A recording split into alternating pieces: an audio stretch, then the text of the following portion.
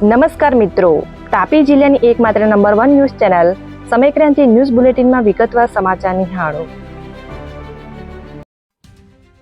Vyara police દ્વારા શહેરના નવા બસ સ્ટેન્ડ સહિતના વિસ્તારોમાં પ્રતિબંધિત ગોગો પેપરનું ચેકિંગ હાથ ધરવામાં આવ્યું. રાજ્યમાં ગોગો પેપરના પ્રતિબંધ અંતર્ગત પોલીસ દ્વારા ચેકિંગ હાથ ધરવામાં આવ્યું છે, જ્યાં વ્યારા પોલીસ દ્વારા વ્યારા શહેરના નવા બસ સ્ટેન્ડ સહિતની અલગ અલગ દુકાનો પાનના ગલ્લામાં ચેકિંગ હાથ ધર્યું હતું, જ્યાં પીઆઈ સહિત પોલીસ કર્મચારીઓ દ્વારા કડક ચેકિંગ હાથ ધરવામાં આવતા અત્યાર સુધીમાં વ્યારા શહેર અને જિલ્લામાંથી ગોગો પેપર મળી નથી આવ્યા હોવાનું જાણવા મળ્યું છે. તો બીજી તરફ પોલીસ દ્વારા સમયાંતરે સરપ્રાઇઝ ચેકિંગ હાથ ધરવામાં આવશે. તાપી જિલ્લામાં ફરી આજે એક દીપડી ચાપાવાડી ગામેથી પાંજરે પુરાઈ, વન વિભાગે કાર્યવાહી કરી. વ્યારા તાલુકાના ચાપાવાડી ગામે એક દીપડી પાંજરે પુરાઈ ગઈ હતી. અંદાજિત 5 થી 6 વર્ષની દીપડી પાંજરે પુરાઈ જતા ગ્રામજનોએ રાહત લીધી છે. ત્યારે આ વિસ્તારમાં વારંવાર દીપડી દેખાતા વન વિભાગ દ્વારા પાંજરું મૂકવામાં આવ્યું હતું, જેમાં શિકારની લાઈનમાં દીપડી પાંજરે પુરાઈ ગઈ હતી. પરંતુ હજુ આ વિસ્તારમાં અન્ય દીપડાઓ હોવાનું ગ્રામજનોનું કહેવું છે, જ્યારે પાંજરે પુરાયેલ દીપડીને ઉનાળાના જંગલોમાં છોડવામાં આવી હતી.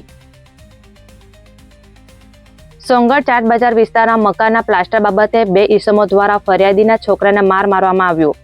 સોંગઢ પોલીસ મથક ખાતેથી બુધવારના 5 કલાકની આસપાસ મળતી વિગત મુજબ શહેરના ચાટ બજાર વિસ્તારમાં મકાનના પ્લાસ્ટર બાબતે ફરિયાદી સાદામ ઇમામ પટેલના છોકરાને ફારક કરીમ મંસૂરે માર મારતા તેમાં સાબિર મંસૂરે પણ ફરિયાદી સાથે બોલાચાલી કરી મારી નાખવાની ધમકી આપતા પોલીસે બંને ઈસમો સામે ગુનો દાખલ કરી કાર્યવાહી હાથ ધરી છે.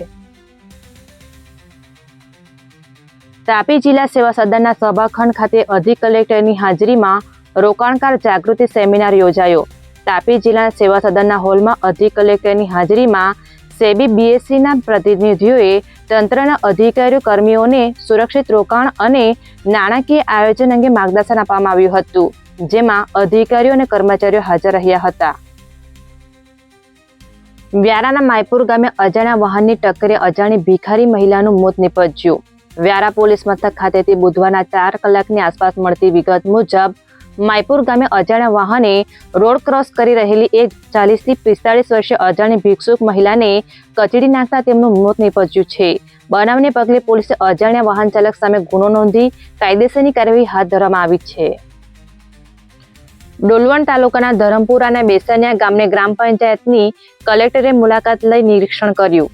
તાપી જિલ્લાના ડોલવણ તાલુકાના ધરમપુરા અને બેસનિયા ગામની ગ્રામ પંચાયતની કલેક્ટર દ્વારા મુલાકાત લઈ નિરીક્ષણ કરવામાં આવ્યું હતું, જ્યાં તલાટી અને સરપંચ જોડે જરૂરી ચર્ચા કરી માર્ગદર્શન આપવામાં આવ્યું હતું, જેમાં સ્થાનિક અધિકારીઓ હાજર રહ્યા હતા. કુકરમુંડાના ફૂલવાડી 4 રસ્તા નજીક ડીવાયએસપીની હાજરીમાં વાહન ચાલકોને વિના મૂલ્યે હેલ્મેટ વિતરણ કરવામાં આવ્યું. કુકરમુંડા પોલીસ દ્વારા ડીવાયએસપીની હાજરીમાં ફૂલવાડી 4 રસ્તા નજીક વાહન ચાલકોની સલામતીને ધ્યાને લઈ વિના મૂલ્યે હેલ્મેટ વિતરણ કરવામાં આવતા ડીવાયએસપી ઈશ્વરભાઈ પરમાર દ્વારા મીડિયાને માહિતી આપવામાં આવી હતી. આજરોજ કુકરમુંડા પોલીસ સ્ટેશન વિસ્તારના આ ફૂલવાડી 4 રસ્તા ખાતે કુકરમુંડા પોલીસ તરફથી જે 2 વ્હીલર પર જે હેલ્મેટ પહેર્યા વગર જે વાહન ચાલકો આવે છે તેઓને મફતમાં હેલ્મેટ વિતરણનો એક કાર્યક્રમ રાખવામાં આવ્યો હતો અને ટ્રાફિકના નિયમોની તેમને સમજાવટ કરવામાં આવી હતી. આમ કુકરમુંડા પોલીસ અને નિઝર ડિવિઝન તરફથી વધુને વધુ ટ્રાફિકના નિયમો લોકો પાળતા થાય અને હેલ્મેટ પહેરતા થાય તે માટે વિવિધ પ્રયત્નો કરવામાં આવ્યા છે. તાપી જિલ્લાના કલેક્ટરની કચેરી ખાતેથી ત્રિદિવસીય સશક્ત નારી મેળાના સુચારુ આયોજન અંગે બેઠક યોજાઈ. તાપી જિલ્લા સેવા સદન ખાતે કલેક્ટર કચેરી ખાતે અધિક કલેક્ટરની હાજરીમાં એક બેઠક મળી હતી, જ્યાં વ્યારા ખાતે 20મી થી શરૂ થનાર ત્રિદિવસીય સશક્ત નારી મેળાના સુચારુ આયોજન અંગે બેઠક મળી હતી, જેમાં અલગ અલગ મુદ્દે ચર્ચા વિચારણા કરવામાં આવી હતી, જેમાં ડીઆરડીએના અધિકારી સહિત કર્મચારીઓ હાજર રહ્યા હતા. સમયક્રાંતિ ન્યૂઝ ચેનલમાં તાપીના સમાચાર મેળવવા માટે ચેનલને યુટ્યુબમાં જઈ સબસ્ક્રાઇબ અવશ્ય કરી લેશો અને લિંક તમારા મિત્રોમાં પણ શેર કરશો. આવતીકાલે ફરી મળીશું નવા સમાચારના અપડેટ સાથે. આભાર.